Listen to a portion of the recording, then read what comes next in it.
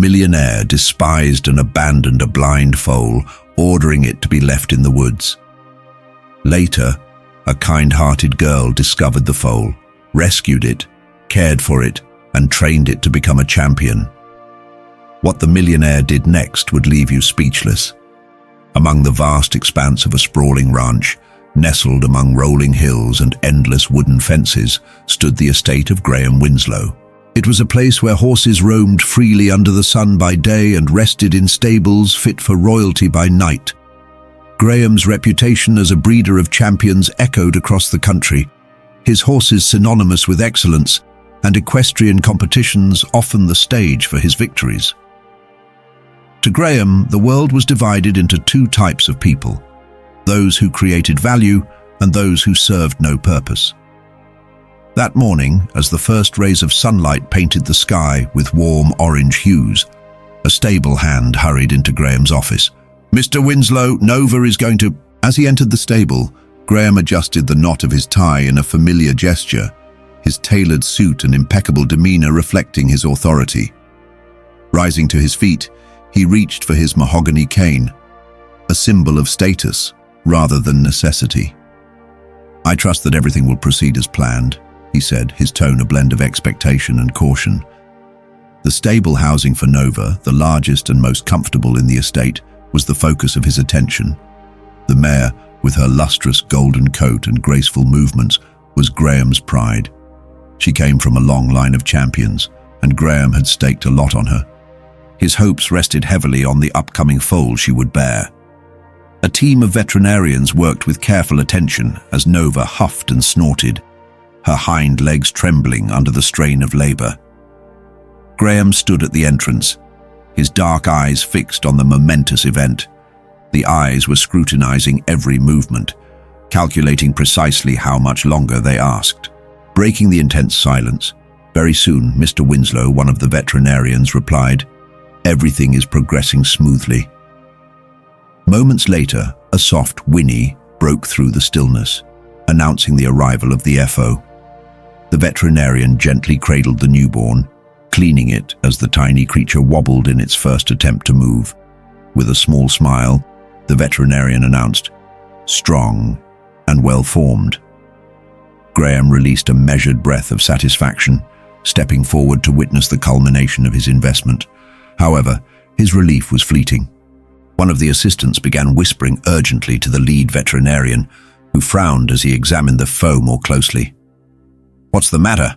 Graham demanded, his impatience sharp.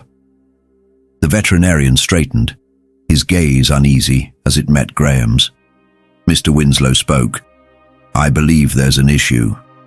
Graham's face hardened. "Speak." Clearly, the horse appears to be blind, his eyes do not respond to light, and his movements suggest that he cannot visually orient. This is an irreversible condition. A heavy silence fell over the stable as Graham stood motionless, staring at the frail horse struggling to stand. Its thin legs quivered, yet there was a determination in its fragile form. Graham repeated the word heavy with disdain, saying, "Yes, sir, he won't be able to compete or perform like other horses." The veterinarian cautiously explained that with proper care, the horse could still live a peaceful life. However, Graham's expression turned steely, his cold, calculated demeanor returning. He stated that a horse that cannot compete is useless, adding, "I won't waste resources on something with no future." Mr. Winslow began to speak, but Graham interrupted, saying sharply, "My decision is made. Remove it from my property. I don't want it." To see it again, the veteran team and stable hands exchanged uneasy glances, but none dared challenge the wealthy rancher. Soon after, a young caretaker, driven by a kind heart, was tasked with carrying out Graham's orders, placing the colt gently in a cart. He began the long journey to a remote clearing on the edge of the forest. The path was quiet, with only the soft rustling of the trees and the faint, plaintive cries of the colt.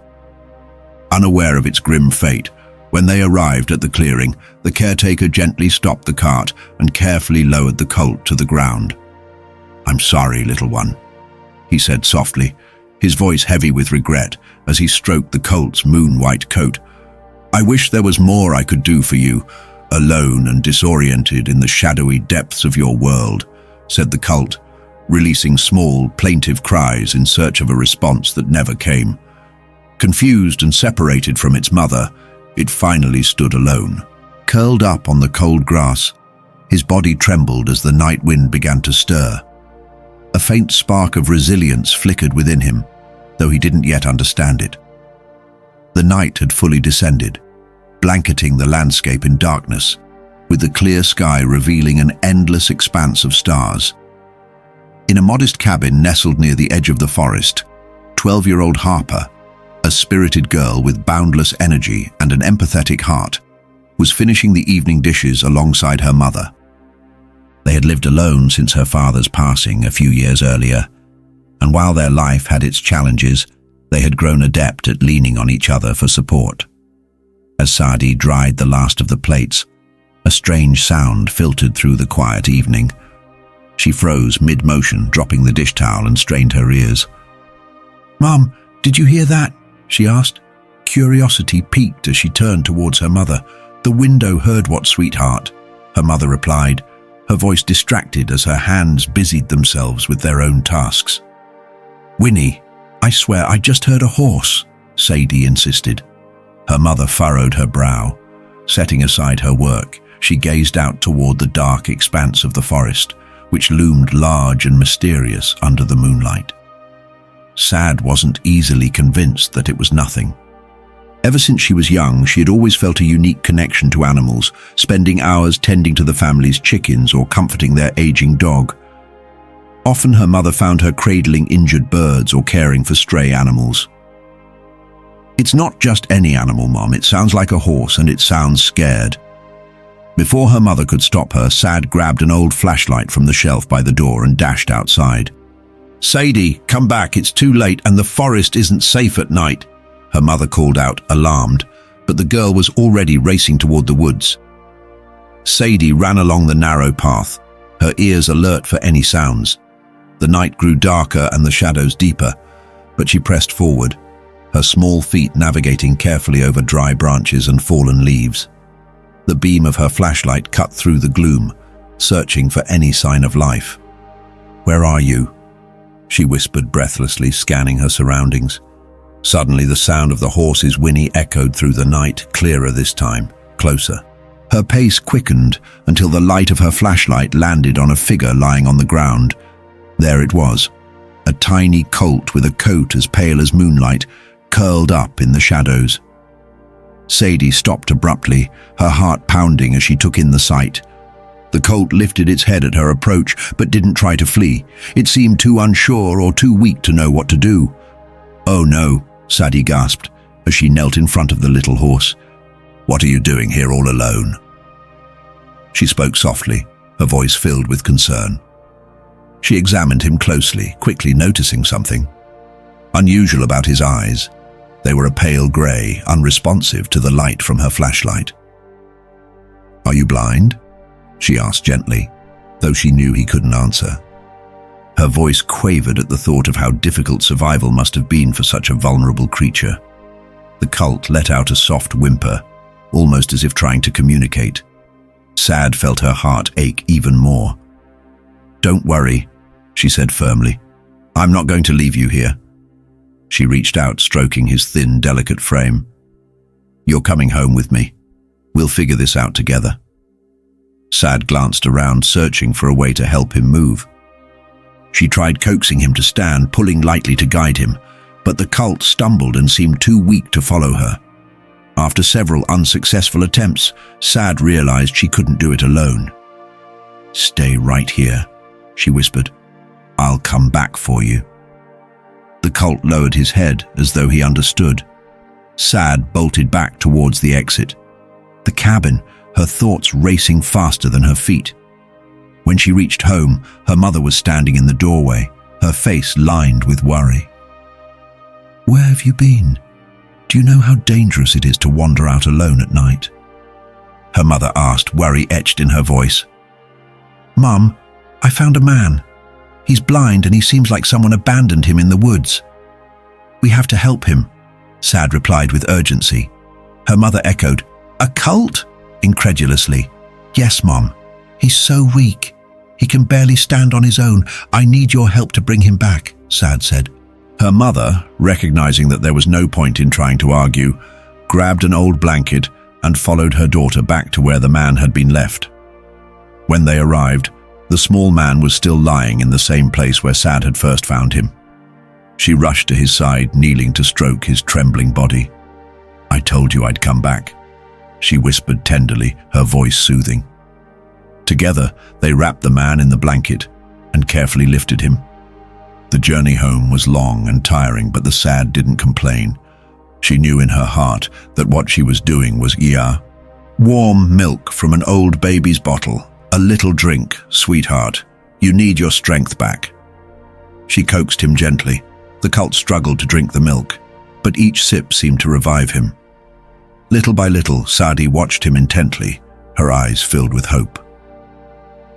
"Mom, I think this is a sign," she said as she stroked Cult's head. "He came to us for a reason. We're going to take care of him, and I'll do everything I can to make him strong again." Her mother didn't respond immediately, but when she looked into S's resolute eyes, she knew there was no changing her mind. That night, as Cult slept in safety for the first time, Sadie stayed by his side, whispering promises of a brighter future. She didn't know how, but she was certain the little horse would change their lives forever. As days turned into weeks and weeks into months, Cult became an integral part of S's life. The once simple backyard of their humble cabin transformed into a sanctuary for the blind horse, whom Sadie named Echo. It wasn't just a symbol of hope. It was a reminder that despite Echo's blindness, his spirit shone brilliantly under Sadie's care. Every morning she would wake up early and clean his makeshift pen, ensuring he had enough to eat. Despite the challenges she faced every day, she persevered with unwavering determination, driven by the bond she shared with Echo. Echo's blindness didn't stop Sadie from trusting him completely. She became his guide, using her voice and gentle touch to lead him. She even tied small bells to her clothing, teaching him to follow their sound. "Come on, Echo. Today we're going to practice walking in a straight line." Sadie encouraged him, holding a lead rope as she cautiously led him forward. Though clumsy at first, Echo began moving with more confidence, placing his trust entirely in S's hands. Not everyone in their small town supported S's efforts. Some neighbors whispered behind her back, claiming she was doing a disservice to Echo. But S remained steadfast in her belief that Echo deserved a chance to live a full life, despite his disability. And little by little, Echo began to thrive, becoming more independent and confident in himself. The girl was wasting her time with a useless animal. "She should sell it," the man scoffed as he walked through the town square. But the girl lifted her chin and her voice remained steady. She believed that Echo was not useless. He just needed a chance. Her words were not just a defense. They were a promise. She refused to let anyone diminish Echo's value. One afternoon, as they were practicing in the yard, something unexpected happened. Echo, who had been following the girl's lead, stopped abruptly. His ears twitched, as though he sensed something beyond the girl's perception. She turned to him, curiosity sparking in her gaze. "What's wrong, Echo?" The girl's voice filled with concern. Suddenly, the horse began trotting on his own, guided by the jingling bells tied to the girl's wrist. Sadie stood in awe, watching Echo navigate the space with a confidence she had never seen before. It was as if he had discovered a way to overcome his blindness, relying completely on sound. "Connection, you did it. Echo, you did it all by yourself," she exclaimed, running to him and wrapping her arms tightly around his neck. That small victory sparked an idea that had been lingering in her mind for weeks, despite knowing it wouldn't be easy. Sad felt a growing determination to train Echo for something greater. She had heard about local equestrian competitions, and while she had never seen a blind horse participate, she was convinced that Echo had what it took to excel. "We'll show them what we can do," she whispered to herself one evening as she brushed his coat. "No matter what anyone says, you and I can make it happen."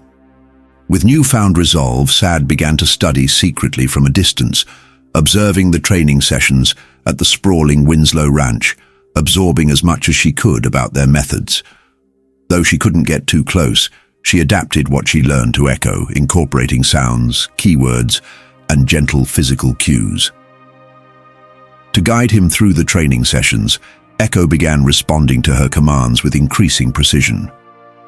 Mastering turns, halts, and even trotting in flawless circles, their bond grew deeper with each passing day. Sadie was not just his trainer, she was his companion, his guide, and his family. Meanwhile, Graham Winslow, the wealthy ranch owner who had dismissed the blind man as useless, remained oblivious to the transformation taking place just beyond his estate. As Sadie looked at Echo, she saw something no one else could, a champion spirit burning with determination. Though the road ahead seemed daunting, the whispers of doubt from the townspeople only fueled her resolve. Slowly but surely, their hard work began to pay off.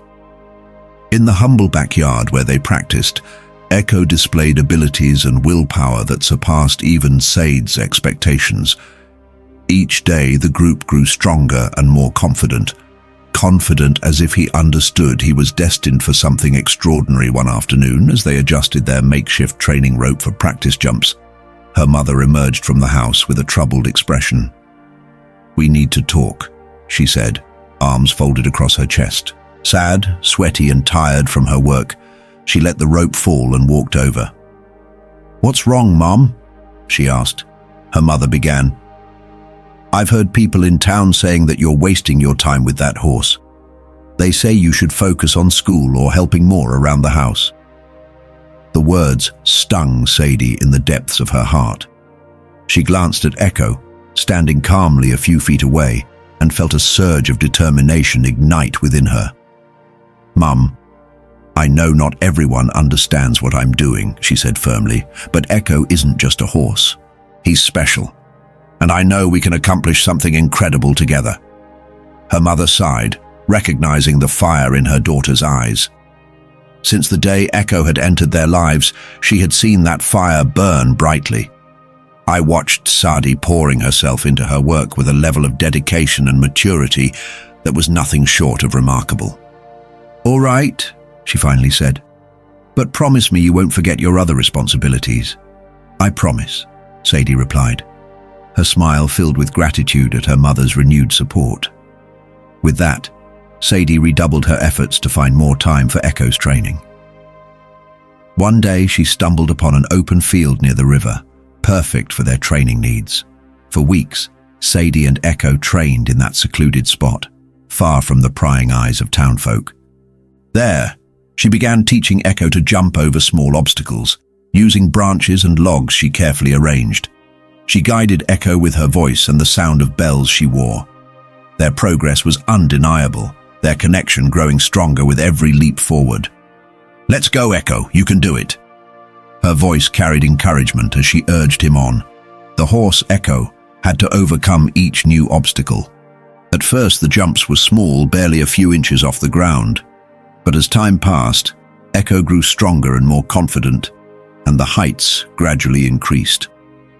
Each time he successfully cleared a jump, he was celebrated with unbridled enthusiasm. I stroked his neck and rewarded him with apple slices, knowing he could do it. One afternoon during a training session in the field, the hum of an approaching engine interrupted the quiet.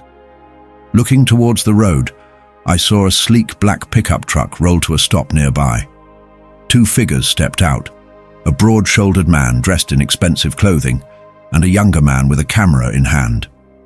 I immediately recognized the older man as Graham Winslow, owner of the largest estate in town. Though I had never met him, his reputation preceded him. Known for his arrogance and disdain for those he deemed beneath him, Graham was a man of considerable wealth. The young man's eyes lingered on Sadie, curiosity flickering within them. Rumors had reached him about a young woman training a blind horse, and while he initially dismissed them, the notion intrigued him. "Well, what do we have here?" he remarked, a mocking tone in his voice as he sauntered closer. Essie's heart raced, but she refused to let her fear show. Standing tall, she replied firmly, "I'm training my horse." Graham raised an eyebrow, casting a skeptical glance at Echo, who stood calmly by her side. This is your blind horse. What do you think you'll accomplish with something like that? Horses need sight to compete. You're wasting your time, girl," he said, clenching his fists. Sad tried to maintain her composure, but Echo's voice was steady with defiance. She shot back, "Echo is more capable than you think, and I don't need your approval to prove it." Graham blinked, momentarily caught off guard, but his haughty demeanor quickly returned. "Well, good luck, kid," he said. "Don't get your hopes up. Horses like that don't go far with that." He turned and walked away. Stroh returned to his truck, leaving with a mixture of sadness, frustration, and newfound resolve. "You'll see," Echo said, a determined smile spreading across her face as she looked at her horse. "We'll prove them all wrong, even him, from that day on." She trained harder than ever, knowing the journey would be difficult. But she believed that Echo was destined to shine, even in a world that didn't see his value.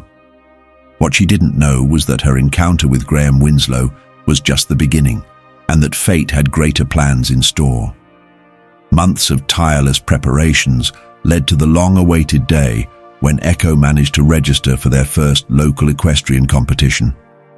Convincing the organizers was no small feat, but she had to demonstrate her skills, state Echo's abilities, and persuade them that a blind horse could indeed compete. Their perseverance paid off, and they were given a chance. The event was held in a grand arena on the outskirts of town, where the region's finest horses gathered to compete in various categories. As Sadie arrived with Echo, she felt the weight of curious and skeptical gazes on them. She really wanted to compete with a blind horse. Someone muttered, "What a waste of time." Another scoffed, "This isn't a circus act." A third quipped, mocking them. Sadie ignored the jibes, focusing solely on Echo. They had worked too hard to let doubt or ridicule shake their determination. "We've made it this far, Echo." "Nothing will stop us now," she murmured, running her fingers over his sleek coat. With the support of her mother, who had come to cheer them on, Sadie prepared Echo for the competition. She adjusted an elegant harness she had carefully restored by hand, ensuring it fitted him comfortably. While other competitors boasted, Echo was ready to show his abilities. Expensive and flashy gear aside, Sadie knew that the true value was in the bond she shared with Echo. Before the competition began, she led Echo to a quiet corner away from the arena and the bustling crowds. She wanted to calm him and review the signals they had been practicing endlessly. She said firmly, "No matter what happens out there, just focus on me. Listen to my voice. We've got this." Echo flicked his ears towards her, recognizing her voice as he always did, his trust radiating back to her, filling Sadie with determination. Moments later, the announcer called for their category. It was a challenging obstacle course designed to test the horse's ability to leap and obey their rider's commands with precision. Sadie mounted Echo, gently guiding him to the starting line. From her elevated position, she caught sight of Graham Winslow, sitting in one of the main stands, surrounded by wealthy spectators. Ranchers, though she hadn't seen him in years, she knew he wouldn't recognize her. To him, she was just another face in the crowd. As she stroked Echo's neck, she thought about the man who had abandoned her, but today wasn't about him. Today was about her. When her name was called, the announcer's tone was detached and almost dismissive, as though little was expected of them. Sadness didn't let her down. "Let's show them, Echo. This is our moment," she said with a smile, giving the first signal. Ek started forward, his gait steady and confident. The small bells tied to his ankles jingled softly, guiding him through the first obstacle, a low fence. He cleared it with grace, as if to prove that his blindness was no limitation. The crowd fell silent, taken aback by the flawless jump. The next challenge loomed, a pair of fences in quick succession, followed by a sharp turn. Echo responded perfectly, leaping over both fences and making the turn. A murmur rippled through the crowd. This time, it was not a murmur of doubt, but one of astonishment. Is this real? That blind horse is outperforming some of the most sighted ones, one spectator whispered. Gra Winslow, previously chatting idly with a colleague, glanced up at the growing commotion. His attention locked onto the horse's elegant movements. Something about Echo felt vaguely familiar, though he couldn't quite place it. Sad, and Echo pressed on, facing each obstacle with courage. Her signals were clear and unwavering, and Echo responded with precision that left the audience in awe. With each successful jump, the applause grew louder, transforming the arena's earlier indifference into thunderous support. When they finally crossed the finish line, Sadie leaned forward, wrapping her arms around Echo's neck, tears streaming down her face. They had done it. The crowd erupted into cheers, although Sad couldn't hear the whispers of amazement spread through the stands as she knew they had made a mark. Graham watched in silence, his eyes narrowed. There was something about that horse, a familiarity that unsettled him. He summoned one of the event organizers, demanding more information about the rider and her horse. This can't be possible, he murmured to himself, his voice tinged with disbelief. Unbeknownst to her, he had taken the first step towards confronting her past. She had shown the world, and Graham, that true greatness lies not in appearances, but in heart and the will to achieve the impossible. The competition was over, and though the official results had yet to be announced, the names of Sad and her blind horse echoed throughout the venue. The same crowd that once dismissed them had now gathered to offer their congratulations. "Wow! What you've achieved with that horse is unbelievable," exclaimed an excited woman from the crowd.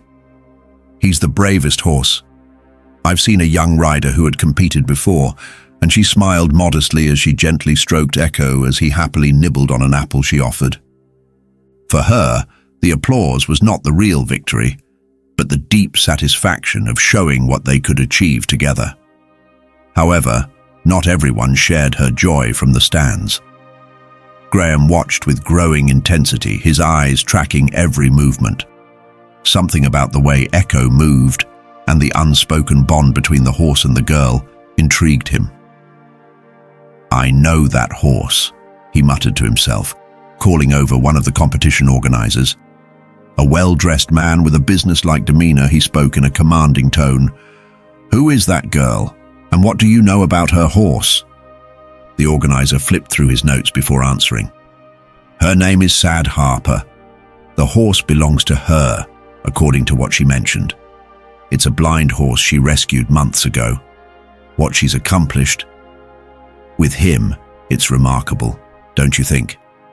Graham's brows furrowed as his thoughts flashed back to the day on his ranch when he ordered the abandoned newborn foal to be discarded as worthless. The possibility that this horse could be the same one filled him with a strange mix of disbelief and shame. Emotions he quickly tried to conceal, while Sadie and her mother were busy packing their equipment and preparing Echo for the journey home. Before they could finish, an imposing figure stepped into their path. Graham, with his commanding presence, fixed them with an intense gaze. "So, you're the one who owns that horse," he said, breaking the silence. Sadie looked up, startled but unshaken. "Yes, he's mine. Is there a problem?" Graham ignored the defiance in her tone, his focus narrowing on Echo.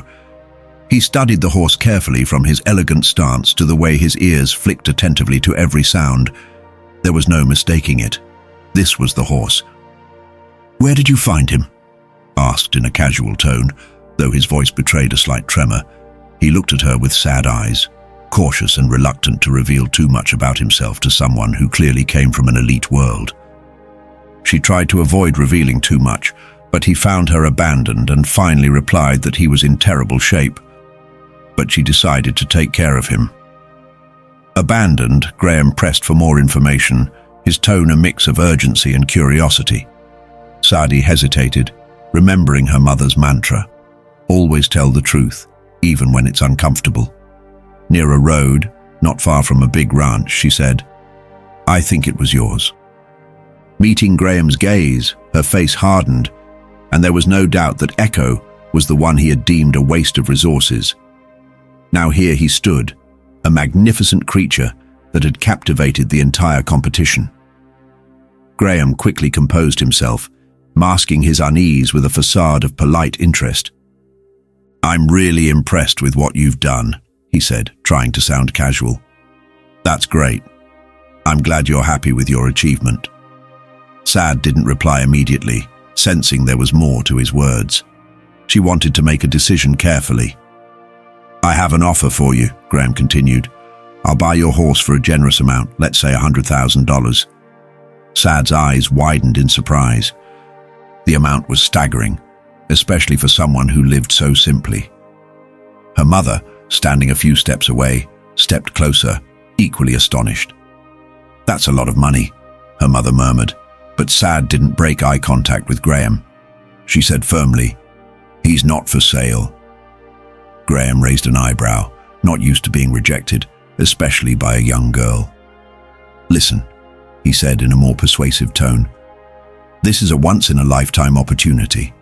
With the money, you could help your family, improve your home, maybe even buy more horses. It's worth considering." Sad drew a deep breath, thinking carefully about the offer. Before responding, "Echo isn't just a possession or a horse. He's my friend. And together, we've overcome things you can't even imagine. No matter how much you offer, he's not for sale." Her words struck Graham like a blow. Deep down, he knew she was right. Echo wasn't just an animal. It was a testament to the power of love, dedication, and unwavering faith. Yet his pride held him back from admitting it. Graham finally said with a tense smile, "But if you ever change your mind, you know where to find me." As Graham walked away, Sadie turned to her mother, who was visibly shaken by the encounter. "Are you sure about what you just did, my daughter?" her mother asked, her voice tinged with concern. Sad nodded firmly, her resolve unshakable. "Echo is priceless, Mom. What we've shared together means more than all the money in the world." What Sadie didn't realize is that the value of Echo wasn't measured in money, but in the love and bond they shared. That this confrontation was only the beginning of a larger battle, one that would require her to fight not only for Echo, but also to prove once again that true champions are not born in the lap of luxury, they rise from the valleys of perseverance. The buzz surrounding Echo's remarkable performance at the competition quickly spread throughout the town, while many marveled at her achievements and admiration began to grow. Not everyone, however, was impressed. Graham Winslow, stung by Echo's rejection, took it as a personal challenge. It was no longer about money for him, it was about pride. For Graham, Echo was not just a horse. She was an extraordinary asset. He was convinced she belonged in his stable, not in the hands of someone he believed could not fully realize the potential of such a creature. Unaware of the storm brewing, Echo remained immersed in her training sessions with Echo. Her life, though modest, was content as they trained daily. On a crisp morning, Sadie and Echo were practicing their routine in the fields they loved. Suddenly, a sleek and expensive truck appeared on the dirt road that led to their fields. Sadie recognized Graham Winslow's vehicle and immediately knew something was wrong. The truck halted, and before Sadie could react, Graham stepped out, accompanied by his attorney. Graham's voice was cold and calculating. "Since you've chosen to refuse my offer, I've decided to take a different approach," he said. Sadie's eyebrows knitted together as she recognized the challenge in his tone. "What do you mean?" she asked, keeping her voice steady, though her heart was racing. Graham's smile was steeped in arrogance. "I want that horse, and if you won't sell it willingly, I have the legal means to obtain it," he said, his words hitting Sadie like a thunderclap. She realized he was truly threatening to take Echo away from her. She wouldn't stand for it. Yet Graham pressed on, giving her a chance to respond. I can have her included in one of my exhibitions. With the right training, Echo will become the champion I have been searching for to represent my farm's legacy. In my hands, her future will be guaranteed. Gathering her courage, Sad stepped forward and placed herself protectively beside Echo, like a shield against Graham's looming threat.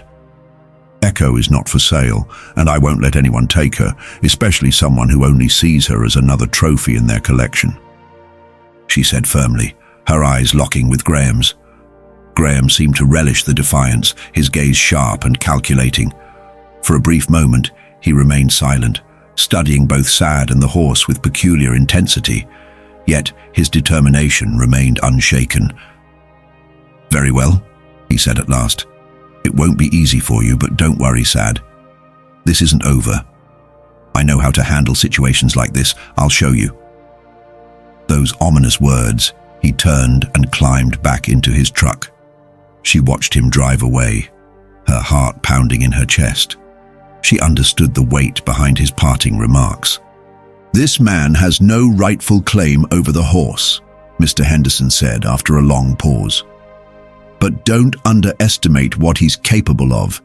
He has the money and connections to push his way through, and at best, he might force a sale. Sad nodded, her fear evident, yet her resolve unwavering. I don't want Echo to become a pawn in someone else's game. Just another commodity. I want him to stay with me, to continue training and showing the world what we can achieve together. Mr. Henderson's gaze lingered on her, recognizing the fierce determination in her eyes. Then we'll fight. We won't let him take away what's rightfully yours, but you must be prepared. It won't be easy, I know, Sadie replied firmly. I know, but I won't give up. With Mr. Henderson's legal guidance, Sad began preparing for the battle ahead, though fear crept in at times, her confidence in herself and Echo burning brighter. This wasn't just about protecting her horse. It was about proving that even an animal others had dismissed as worthless could shine with love and effort. The confrontation with Graham Winslow was only beginning, and Sad was willing to do whatever it took to defend what she had fought so hard to build. Each passing day made Graham Winslow's threat feel more real. His recent visit with his lawyer had not. It was merely an attempt to intimidate, but it was the beginning of a much more serious conflict. Soon after, Sad started receiving letters from Winslow's attorneys demanding that she sell Echo. Each letter was filled with complex legal jargon, seemingly designed to overwhelm a 12-year-old girl with limited resources. Sad was not one to give up, though. Every time a new letter arrived, she carefully read it before handing it over to Mr. Henderson, who helped her understand the legal complexities. With his support, she began to grasp the terminology and realized that although Winslow had wealth and influence, he didn't have a legitimate claim to Echo. Laws, like everything else, could be manipulated, and Winslow knew how to play the game. The core issue, Mr. Henderson explained, was ownership. If Winslow could prove that he had a legitimate claim, then the court would likely rule in his favor.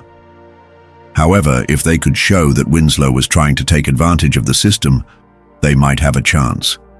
It was a complex situation, but Sad and Mr. Henderson were determined to fight for what was rightfully theirs. They worked together to gather evidence and build a strong case. As they continued to fight, they realized that there was more at stake than just Echo. It was about standing up for their rights as citizens and challenging the system. As neighbors gathered to share her story, they offered heartfelt congratulations and marveled at how a young girl with so little had stood up to a man like Winslow. Despite the sudden fame, Sadie remained humble, and the most important thing to her was still her bond with Echo and their journey ahead. As weeks passed, her mother began receiving invitations to equestrian competitions in other states. Echo's talent, paired with S's unwavering dedication, had captured the attention of many. Their future was no longer just a dream. It was a reality full of promise. Competitions became a way of life for them, a routine that tested their skills, but also an arena where they could prove that even horses others deemed useless could astonish the world. A year later, at one of the nation's most prestigious events, Sadie and Echo stood alongside some of the finest riders and horses in the country. The atmosphere was charged with excitement and tension, but Sad felt a calm resolve, regardless of the outcome. She had already achieved the unimaginable. She had given a voice to the voiceless, hope to those who had been denied a future. With Echo by her side, no challenge seemed insurmountable. When the judge announced the winners, the names of Sad Harper and Echo echoed through the arena. The crowd erupted into thunderous applause. Sad's face radiated with joy. She wrapped her arms around Echo, who was not just a champion, but a symbol of everything she had accomplished through hard work, love, and perseverance. That same evening, as they prepared to head home, a familiar figure approached. Graham Winslow had come, but not with threats or legal papers. This time, he stood alone, his demeanor marked by defeat, but also humility. "Sad," Graham began, his voice lacking the sharpness of past encounters. "I wanted to congratulate you. Your horse is a true champion, not just for today, but for everything." Echo and Sadie sat in silence, the tension between them palpable. She knew he was struggling to find the right words, but she also knew that this wasn't an apology or an attempt to regain her trust. It was something else, a reluctant acknowledgement from a man unaccustomed to humility. "Thank you," she replied calmly, her voice soft. "We earned this together. Nothing was handed to us. We fought for every moment of this journey." Graham shifted his gaze to Echo, admiration and respect shining in his eyes. "What you've done for him is remarkable. You didn't just give him a chance. You showed the world the power of determination." Sadie's gaze was unwavering, her eyes filled with conviction. "I gave him everything he needed. That is the greatest gift anyone could ever receive." Graham nodded slowly, finally understanding a truth that he had long overlooked. Without another word, he turned and left, leaving Sadie and Echo under the warm glow of the setting sun. In the days that followed, life continued on, but the bond between them had been strengthened, forged in the fire of their shared struggle. After returning to her familiar rhythm, Sadie and her mother resumed training, keeping their focus on Echo's well-being. Despite the challenges that remained, Sadie's future now shone with promise. She had come to realize that true victory wasn't found in trophies or medals, but in the journey she shared with Echo.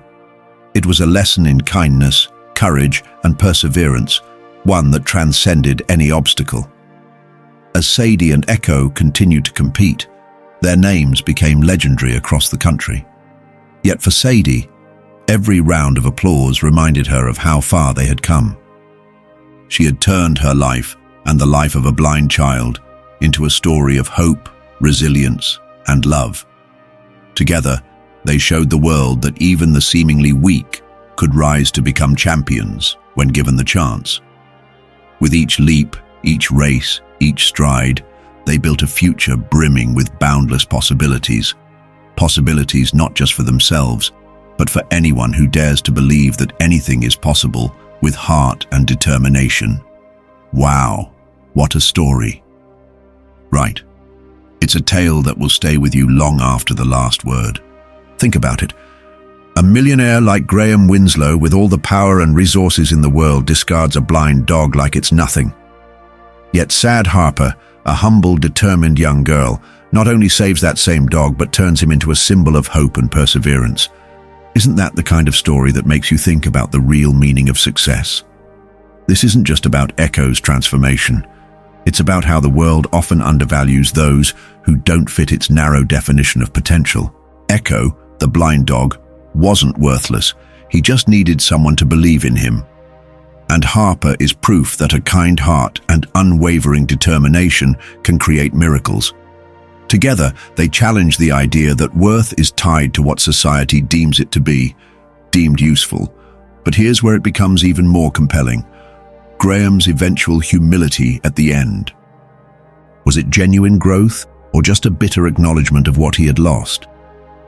This part of the story really sparks debate. Can someone like Graham truly redeem themselves, or is his admiration for Sad and Echo too little, too late? What I love most about this story is the lesson it leaves us with. Greatness isn't about wealth, power, or trophies. It's about the heart, about fighting for what matters, even when the odds seem stacked against you. Now, I want to hear from you. What part of Sad and Echo's journey moved you the most? And do you think Graham Winslow deserved a second chance at redemption? Drop your thoughts in the comments below. I'd love to hear your take on this heartwarming and thought-provoking story. Let's keep the conversation going.